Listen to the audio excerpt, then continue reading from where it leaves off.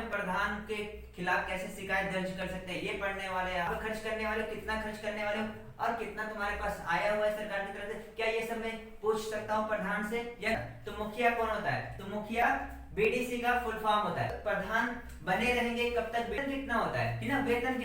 ग्राम प्रधान के अगर कार्य लिस्ट को देखना है, कार्यस्थान को मिले खर्च तथा किए गए खर्चों को पूछ सकते हैं। प्रधान की शिकायत हम कैसे कर? हाय बच्चों, कैसे आप सभी? जय हिंद। के स्टडी रिटर्न में आप सभी का वेलकम है। चलिए बच्चों, आज हम पढ़ने वाले हैं ग्राम पंचायत तथा ग्राम सभा। केवल हम ग्राम पंचायत और ग्राम सभा ही नहीं पढ़ने वाले, हम आज पढ़ने वाले हैं कि प्रधान हमारा जो होता है, गांव का प्रधान होता है, और सेक्रेटरी जिसको कहते हैं सचिव, इनका दोनों का हमारा क्या आपसी में संबंध होता है, ये हम आज पढ़ने वाले हैं। आज हम प्रधान के खिलाफ कैसे शिकायत दर्ज कर सकते हैं ये पढ़ने वाले हैं आज हम, ठीक ना। और हम क्या है कि अगर ऐसा हमें कंफ्यूजन होता है कि शायद क्या हम प्रधानों से या किसी भी ऐसे अधिकारी से क्या उनके जो खर्च उन्होंने किया है काम के लिए, क्या वो खर्च हम पूछ सकते हैं उनसे?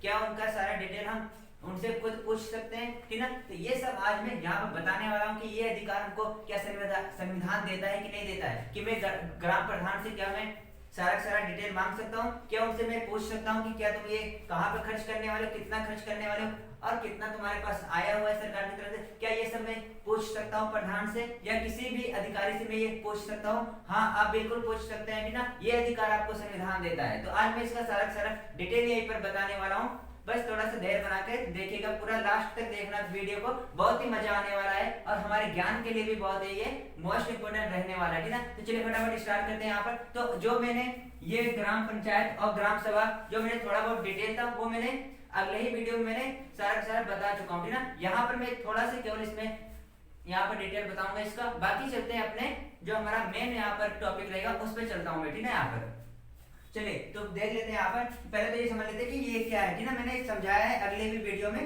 फिर भी देख लेते हैं एक बार, शायद कुछ बच्चों को नहीं पता होगा, ठीक ना। यहाँ पर चलिए देख लेते हैं। तो यहाँ पर देखिए ये लिखा है ग्राम पंचायत और ग्राम सभा। तो पहले तो ये समझ लो कि ग्राम पंचायत और ग्राम सभा हमारा दोनों एक है नहीं, ठीक ना। एक नहीं है हमारा, ग्राम पंचायत और ग्राम सभा दोनों एक नहीं है। क्यों?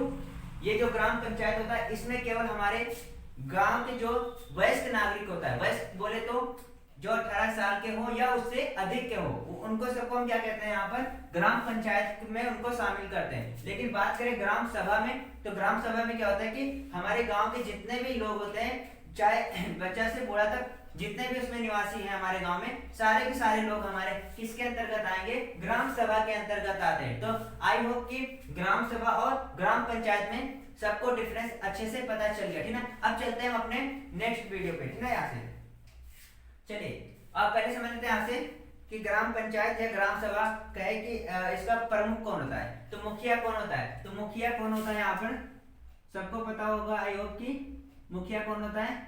हाँ, प्रधान होता है। कौन होता है? प्रधान होता है, या फिर प्रधान को हम कहते हैं सरपंच कहते हैं। क्या कहते हैं? सरपंच कहते हैं। प्रधान को हम क्या कहते हैं? सरपंच कहते हैं, ठीक ना। ये हमारा क्या होता है? मुखिया होते हैं और इन्हीं को हम प्रमुख मान लेते हैं अपने गांव का, ठीक है। यहाँ से लेकिन ध्यान दीजिए, केवल एक गांव में न केवल सरपंच होगा बल्कि सरपंच के अलावा भी कुछ उसमें पंच होते हैं, जिसको हम क्या कहते हैं? बीडीसी के नाम से जानते हैं, और उनको पंची के चुनाव के नाम से जानते हैं, ठीक ना। बीडीसी सब आम भाषा में कहते हैं कि पंची का चुनाव होता है, तो वही हमारे क्या होते हैं? पंच होते हैं दरअसल, ठीक ना। पंच को ही हम कहते हैं बीडीसी कहते हैं, ठीक है। यहाँ पर तो इसमें हमारा क्या होगा? प्लस इसमें कुछ अन्य हमारे पंच आएंगे। पंच को ही हम क्या कहते हैं? बीडीसी कहते हैं। क्या कहते हैं? बीडीसी। बीडीसी का हमारा जो फुल फॉर्म होता है, ये हमारा क्या होता है? यहाँ पर ब्लॉक डेवलपमेंट काउंसिल। ध्यान दीजिए, यहाँ पर ब्लॉक डेवलपमेंट काउंसिल होता है, ये हमारा बीडीसी का फुल फॉर्म होता है। ध्यान दीजिए, ये बीडीसी केवल हमारा ग्राम पंचायत ग्राम सभा में नहीं आता, ये हमारे कुछ बिजनेस के क्षेत्र में भी आता है। बिजनेस के एरिया में, मतलब कि व्यापार के एरिया में भी इसको हम देखने को हमें मिलता है बीडीसी का नाम। तो वहां पर जो अगर हमें व्यापार में अगर इसका प्रयोग करना है, बीडीसी का प्रयोग करना है, तो वहां पर हम ब्लॉक डेवलपमेंट काउंसिल नहीं कहेंगे, वहां हम कहेंगे क्या? बिजनेस डेवलपमेंट कंपनी कहेंगे। बिजनेस डेवलपमेंट कंपनी यहाँ पे, ठीक ना। तो यहाँ मैं बता दूं यहाँ की व्यापार के क्षेत्र में व्यापार के क्षेत्र में हम बीडीसी को वहां पर क्या कहते हैं, बिजनेस, क्या कहते हैं, बिजनेस डेवलपमेंट कंपनी,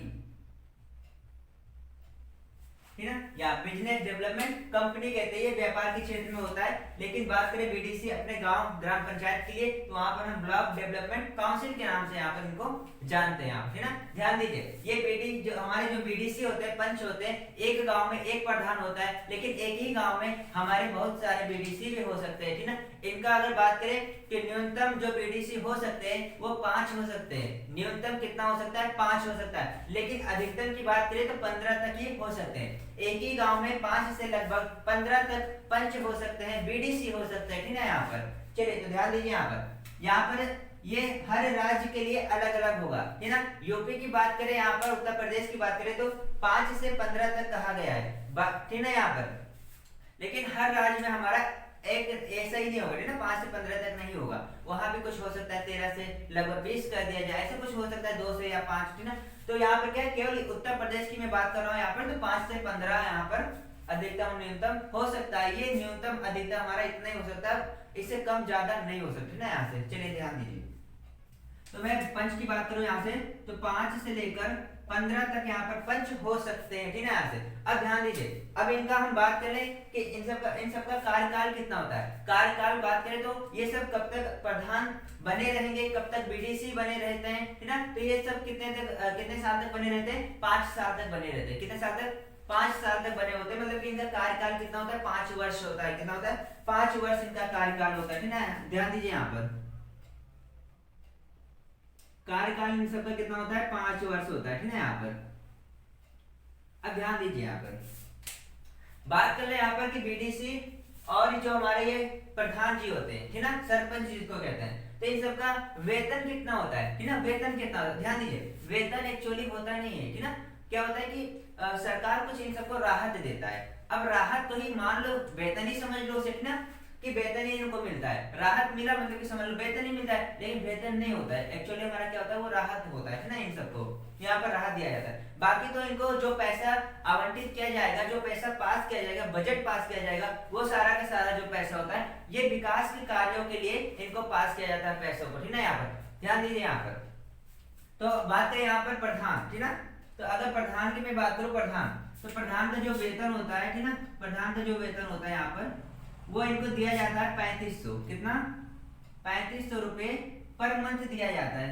क्या, पर मंथ इनको दिया जाता है, 3500 रुपए इनको पर मंथ दिया जाता है। वेतन इनको कह देते हैं केवल कि राहत इनको मिलता है, इसलिए वेतन भी कह सकते हैं, ठीक है यहाँ पर। तो इनको पर मंथ कितना, 3500 रुपए दिया जाता है यहाँ पर। ध्यान दीजिए आगे, अब यहाँ पर क्या है कि 3500 तो मिलता है, प्लस इनको कुछ अन्य भत्ता भी मिलता है। भत्ता क्या है, भत्ता ये होता है कि इन सबको क्या होता है कि मीटिंग वगैरह करना रहता है, कहीं कहाँ जाना, कहीं कहाँ जाना, ठीक है। तो ये सब क्या है कि जो अपने साधन से जाते हैं, जिस सवारी से जाएंगे, जिस साधन से जाएंगे, तो आने जाने का खर्चा, ठीक है, मीटिंग को अटेंड करने का खर्चा, इन सबको मिलाकर इनको और भी 15,000 रुपये मिलता है। कितना, और भी इनको प्लस करके 15,000 रुपये और दिया जाता है। अब बताइए कि 15,000 और दिया जाता है, तो यहाँ पर पहले तो इनको मिल रहा था 3500 रुपये प्लस 15,000 और मिल गया, तो इनको टोटल मंथली कितना मिल जाता है। टोटल इनकी बात करें मंथली, तो मंथली इनको कितना मिल जाता है, तो 18,500 रुपये मिल जाता है। कितना, 18,500 रुपये मंथली इनको मिल जाता है यहाँ पर, ठीक है यहाँ पर। तो ये तो प्रधान की बात हो गया, ठीक है। बात करें बीडीसी की, ठीक ना, तो बीडीसी को कितना मिलता है, तो बीडीसी को क्या है कि अभी तो बीडीसी को कितना मिल रहा है, 800 से 1200 रुपये मिल रहा है। कितना, 800 से कितना, 1200 रुपये अभी इनको मिल रहा है। हाँ, लेकिन क्या है कि अब उत्तर प्रदेश में जो बीडीसी वाले हैं, जो पंच है, वो उन्होंने अपनी मांग यहाँ पे चालू कर दिया है, ठीक ना। अपनी मांग इन्होंने जारी किया है कि ये मांग रहे हैं कि कह रहे हैं कि जैसे एमपी में, एमपी बोले तो मध्य प्रदेश, तो कह रहे हैं कि मध्य प्रदेश में जैसे 4500 से 4800 रुपये दिया जा रहा है, उसी प्रकार हमारा भी कर दीजिए, ठीक ना। लेकिन ये इस पर बात हो रहा है, शायद हो सकता है क्योंकि हमारे जो यहाँ के सीएम है, सब लोग जानते हैं ना, तो सीएम जी कह रहे हैं कि हाँ शायद इनको बढ़ोतरी किया जाएगा, है ना। तो ये सब क्या है कि निश्चित रहे इनका बढ़ोतरी होने वाला है, ठीक है। यहाँ पर तो ये इन सब का मांग चल रहा है कि हमारा भी वेतन बढ़ाइए, ठीक ना। तो एमपी में क्या है कि 4500 से 4800 रुपए दिया जाता है, लेकिन अपने यूपी में क्या है कि अभी यहाँ पर 800 से 1200 रुपए दिया जा रहा है, ठीक है। यहाँ पर चलिए अब ये तो हमारा हो गया ये सब। हाँ, चुनाव प्रक्रिया की बात कर ले। चुनाव प्रक्रिया क्या होता है? तो चुनाव प्रक्रिया जो होता है, ये जो रहते हैं यहाँ पर अपने पद पर, ये 5 वर्ष तक रहते हैं, लेकिन ध्यान दीजिए कि 5 वर्ष पूरा होने से पहले ही इनका चुनाव करा लिया जाता है, ठीक ना, ताकि ग्राम पंचायत में कोई भी अव्यवस्था असुरक्षा न आने पाए, ठीक ना। इसीलिए यहाँ पर क्या होता है कि ग्राम पंचायतों में कार्यकाल पूरा होने से पहले ही यहाँ पर क्या होता है, चुनाव करा लिया जाता है, ठीक ना। यहाँ पर तो क्या है, चुनाव प्रक्रिया जो इनका होता है, इनका जो चुनाव प्रक्रिया होता है, चुनाव प्रक्रिया जो होता है वो क्या होता है, कार्यकाल से पूर्व होता है। क्या होता है, कार्यकाल से पूर्व इनका चुनाव करा लिया जाता है।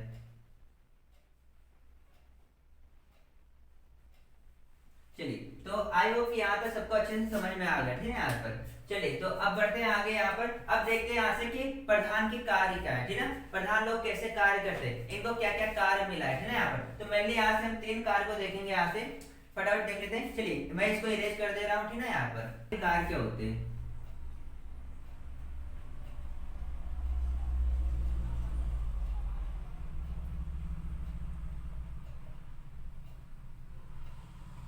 चलिए तो ग्राम प्रधान के कार्य, तो ग्राम प्रधान के कार्य देख लेते हैं क्या है, ठीक ना। ग्राम प्रधान के कार्य यहाँ पर देख सकते हैं आप। हमने ग्राम प्रधान के कार्य को 3 भागों में बांट दिया, ठीक ना, हमारे आसानी के लिए यहाँ पर अच्छा रहेगा, ठीक ना। यहाँ पर चलिए तो क्या है, यहाँ पर पहला हम देख सकते हैं यहाँ पर कि नागरिक सुविधा उपलब्ध कराना, ठीक ना, नागरिक सुविधा उपलब्ध करना। तो क्या है यहाँ पर देखिए कि सफाई की व्यवस्था करवाना। सबसे पहले क्या है, सफाई की व्यवस्था कराना, ठीक है। यहाँ पर ये क्या है कि सफाई की व्यवस्था कराएंगे तभी नागरिक सुविधा अच्छा हो सकता है यहाँ पर। फिर क्या है, गंदे पानी की निकासी करना। फिर क्या है, पानी के लिए स्वच्छ जल उपलब्ध कराना, है ना, यहाँ पर पीने के लिए। आवागमन के लिए अच्छे मार्ग का निर्माण करना तथा प्रकाश की व्यवस्था करना, ठीक है। यहाँ पर ये क्या है, नागरिक सुविधा उपलब्ध करने में ये सब हमारे आएंगे, है ना। चलिए अगला देख लेते हैं समाज कल्याण के कार्य। तो ग्राम प्रधान क्या है कि समाज कल्याण के कार्य को भी आगे बढ़ाएगा। तो यहाँ पर पहला देख सकते हैं आप कि जन्म तथा मृत्यु के आंकड़े रखना। जो ग्राम प्रधान होता है उसके पास क्या होता है कि ग्राम सभा के या ग्राम पंचायत के जितने भी लोग होते हैं उनका क्या होता है, जन्म तथा मृत्यु के आंकड़े भी वो रखता है यहाँ पर, है ना। फिर क्या है कि परिवार नियोजन एवं कल्याण के कार्य करना। परिवार नियोजन को बढ़ाना और कल्याण के कार्य करना, ठीक है। यहाँ पर चलिए अगला देख लेते हैं, कृषि विकास तथा पशुपालन की व्यवस्था करना। तो यहाँ पर कृषि विकास को भी बढ़ावा देता है प्रधान और पशुपालन की व्यवस्था भी करता है, ठीक है। यहाँ पर फिर क्या है, प्रौढ़ शिक्षा के केंद्रों को सफल बनाने का कार्य करता है। प्रौढ़ शिक्षा को केंद्रों को सफल बनाने का कार्य करता है, ठीक है। यहाँ की अच्छा से अच्छा शिक्षा मिल सके गाँव वालों को, ठीक है। यहाँ पर चलिए फिर क्या है कि विकास कार्य संपन्न करना। तो यहाँ पे देख लेते हैं विकास कार्य संपन्न कैसे करेगा प्रधानमंत्री हमारे। चलिए क्या है, सड़क खड़ंजा बनवाना, ठीक है। ये क्या, सड़क खड़ंजा बनवाएंगे तभी विकास कार्य भी होगा।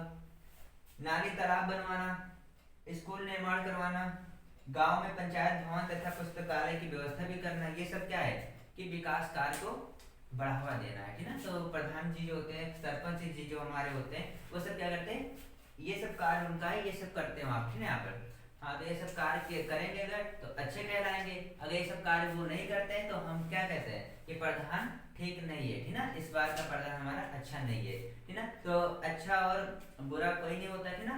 अगर वो अच्छा काम करेगा तो अच्छा कहलाएगा, अगर अच्छा काम नहीं कर रहा, ये सब काम नहीं करेगा तो क्या है कि बुरा ही कहलाएगा, ठीक है। यहाँ पर तो ये तो क्या है कि इनके काम पे अच्छा काम तो अच्छा है, ठीक ना। यहाँ चलिए तो आयोग के कार्य से समझ में आ गया।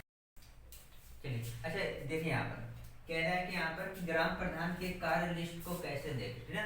अगर आप सभी को अगर अपने ग्राम प्रधान के अगर कार्य लिस्ट को देखना है, कार्य सूची को देखना है, ठीक ना, कि कितना कार्य इस वर्ष होने वाला है, ठीक है, इस महीने कितना कार्य होने वाला है या पूरे साल में कितना कार्य होगा, ठीक है। यहाँ पर तो अगर ये कार्य लिस्ट को तुम्हें देखना है यहाँ पर, ठीक है, तो आपको क्या है कि एक ऑनलाइन वेबसाइट पे जाना होगा, ठीक है। यहाँ पर तो उस वेबसाइट का नाम यहाँ पर क्या है, यहाँ पर आप इसको देख सकते हैं, आप नेट पर, ठीक है, आप इंटरनेट पर आप देख सकते हैं कि हम इसके कार्य लिस्ट को कैसे देखें। तो एक हमारा वेबसाइट है यहाँ पर कि www.planning.gov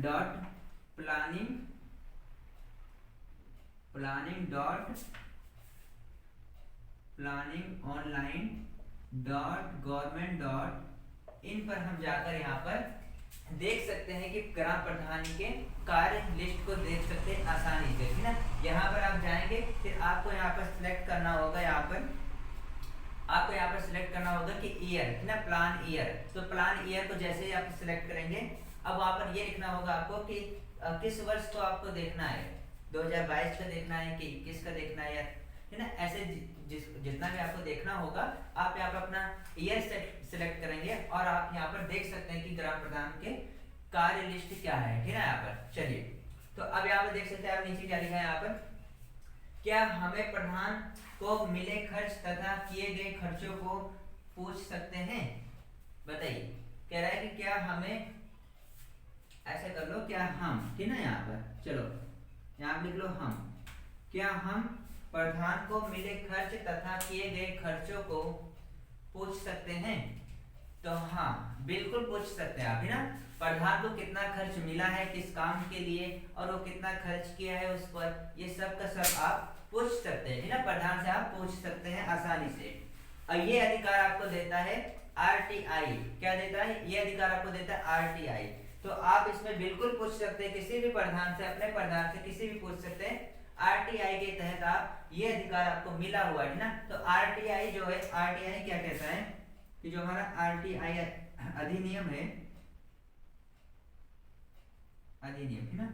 आरटीआई जो अधिनियम है, ये हमारा सूचना स्वतंत्रता अधिनियम 2002 का सबसे उन्नत संस्करण है यहाँ पर, है ना। तो आरटीआई के तहत हम क्या कर सकते हैं, किसी भी, कोई भी सरकारी अधिकारी, कोई भी सरकारी विभाग, कार्यालय, कोई भी अधिकारी हो, है ना, किसी से भी हम पूछताछ कर सकते हैं आरटीआई के तहत। ये आरटीआई हमारा एक्चुअली है क्या, है ना। पहले समझ लेते हैं कि आरटीआई क्या है।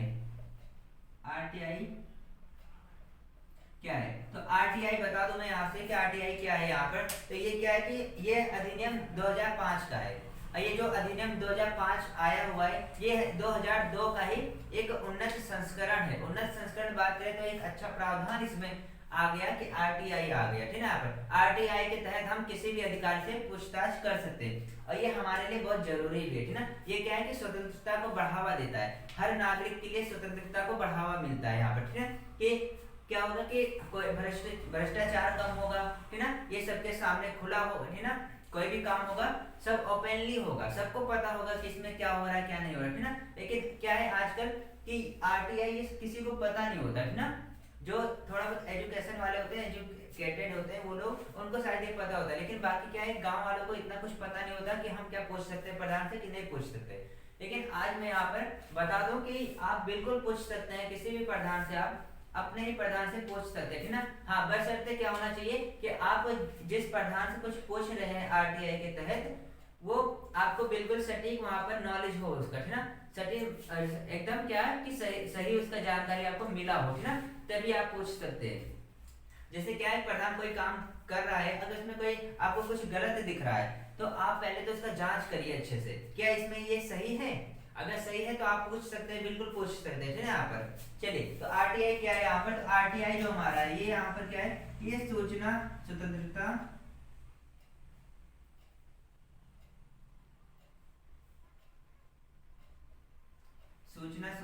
अधिनियम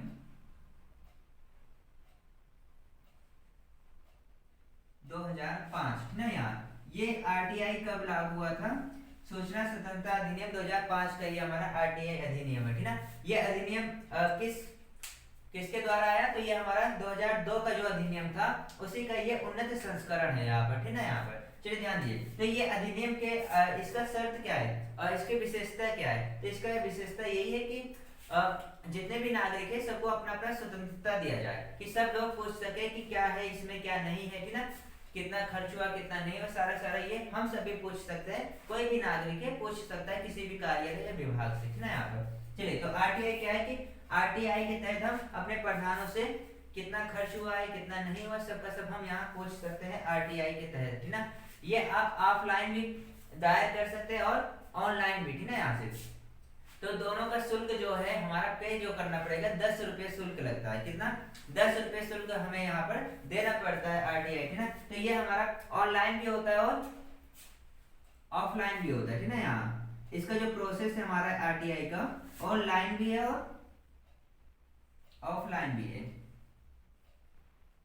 और इसका जो हमारा शुल्क पड़ता है, शुल्क, वो शुल्क हमारा कितना है, 10 रुपया है। कितना है, 10 रुपया इसका शुल्क पड़ता है, ठीक है। चाहे ऑफलाइन करेंगे चाहे ऑफलाइन, पहले आपको ऑफलाइन ही करना पड़ेगा, उसके बाद फिर आप ऑनलाइन कर सकते हैं, ठीक है। पहले तो अपना सारा का सारा बायोडाटा अपना क्लियर करके रखिए, क्या हमें वहां पर फिल करना है, ठीक है। तो उसमें आपको पूछेगा कि आप किसको यहाँ पर, ये आरटीआई के तहत प्रधान के किस काम को आप यहाँ पर शिकायत दर्ज कर रहे हैं ना, यहाँ पर किस काम पे आप पूछताछ करना चाहते हैं और किसको भेजना चाहते हैं। तो आप किसको भेजेंगे, सूचना अधिकारी को भेजेंगे। किसको, सूचना अधिकारी को भेजेंगे यहाँ पर। तो यहाँ पर ये जाएगा आपके, और 30 दिन के अंदर ही, ये आरटीआई जो अधिनियम है 30 दिन के अंदर ही आपका ये जवाब दे देगा, ठीक है। यहाँ पर चलिए, तो इसका 10 रुपया शुल्क लगता है, ठीक है। आप यहाँ पर देख सकते हैं कि आरटीआई का जो हमारा फॉर्म होता है कुछ इस तरह से होता है, ठीक है। यहाँ पर हाँ, यहाँ पर ये हमारा क्या है कि आरटीआई का फॉर्म है, यहाँ पर आपको भरना पड़ेगा जो यहाँ पर पूछेगा, ठीक है। यहाँ पर तो आप किस गांव के हैं, आपका जिला क्या है, ये सब पूछेगा। यहाँ पर आपका एजुकेशन जो हमारा क्या है कि आपका यहाँ पर किस कहाँ तक आप एजुकेशन के सारा सारा यहाँ पर डिटेल पूछेगा, ठीक है। चलिए, तो आपको ये अच्छे से समझ में आ गया कि हम प्रधान से कुछ भी पूछ सकते हैं, किसके तहत, आरटीआई के तहत हम प्रधान से कुछ भी पूछ सकते हैं, ठीक है। किसी भी कार्यालय से पूछ सकते हैं, सरकारी, ठीक है। यहाँ पर की शिकायत करना, ठीक है। ग्राम प्रधान की शिकायत हम कैसे कर सकते हैं, तो ग्राम प्रधान अगर कुछ भी गलत कर रहा है, कोई भी काम गलत कर रहा है वो, तो हम उसका शिकायत कैसे करें, ठीक है। तो हम यहाँ से 2 प्रकार से शिकायत कर सकते हैं, ठीक है। एक तो हमारा जो यहाँ पर शिकायत हम कर सकते हैं, यहाँ पर एक तो हम यहाँ से डायरेक्ट कर सकते हैं,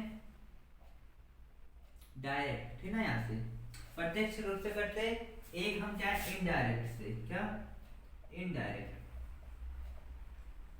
ध्यान दीजिए।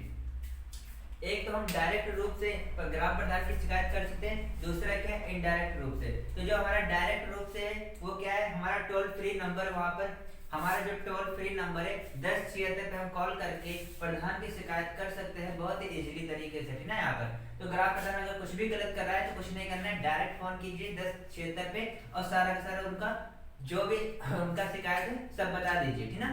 फौरन एक्शन लिया जाएगा, ठीक है आपका। चलिए, तो यहाँ पे क्या डायरेक्ट रूप से अगर करना होगा तुम्हें, तो क्या करना है, तुम्हें टोल फ्री नंबर डायल करना है, टोल फ्री नंबर। तो टोल फ्री नंबर हमारा क्या, 1076 है, क्या, ये उत्तर प्रदेश का है, 1076 है, टोल फ्री नंबर पे करना है, अपने ग्राम प्रधान का शिकायत कर देना है, ठीक है, फटाफट। चलिए, तो 1076 हमें करना है यहाँ पर। इनडायरेक्ट बात करें, इनडायरेक्ट, तो ग्राम प्रधान की अगर शिकायत करना है इनडायरेक्ट रूप से, ठीक है, अप्रत्यक्ष रूप से, ठीक है। तो अप्रत्यक्ष रूप से हम क्या कर सकते हैं कि अपने जिलाधिकारी, जो हमारे जिला में जिलाधिकारी हुआ, जिसको कहते हैं डीएम या कहते हैं डीसी भी कहते हैं, डीएम कह सकते हो या डीसी, दोनों हमारा एक ही, डिस्ट्रिक्ट मजिस्ट्रेट भी होता है और डिस्ट्रिक्ट कलेक्टर भी कहते हैं उसको, ठीक है। तो हम इसको किसको कर सकते हैं, अपने जिला अधिकारी को कर सकते हैं, जिला अधिकारी। इसको हम क्या कहते हैं, डीएम कहते हैं और डीसी भी कह सकते हैं, ठीक है। यहाँ पर डिस्ट्रिक्ट मजिस्ट्रेट भी होता है और क्या होता है, डिस्ट्रिक्ट कलेक्टर भी इसको कहा जाता है। तो जिला अधिकारी को हम क्या कर सकते हैं, इनडायरेक्ट रूप से हम यहाँ पर क्या कर सकते हैं कि प्रधान की शिकायत कर सकते हैं। अब क्या होगा कि जब यहाँ पर हम जिला अधिकारी के पास कोई यहाँ पर शिकायत लेकर जाएंगे, तो जिला अधिकारी यहाँ पर क्या करेगा कि यहाँ पर एक टीम का गठन करेगा, जिसमें हमारा यहाँ पर जो लोग शामिल होते हैं उस गठन में, यहाँ पर क्या होगा कि डीएम जो हमारा होगा एक टीम गठन करेगा, टीम का गठन करेगा,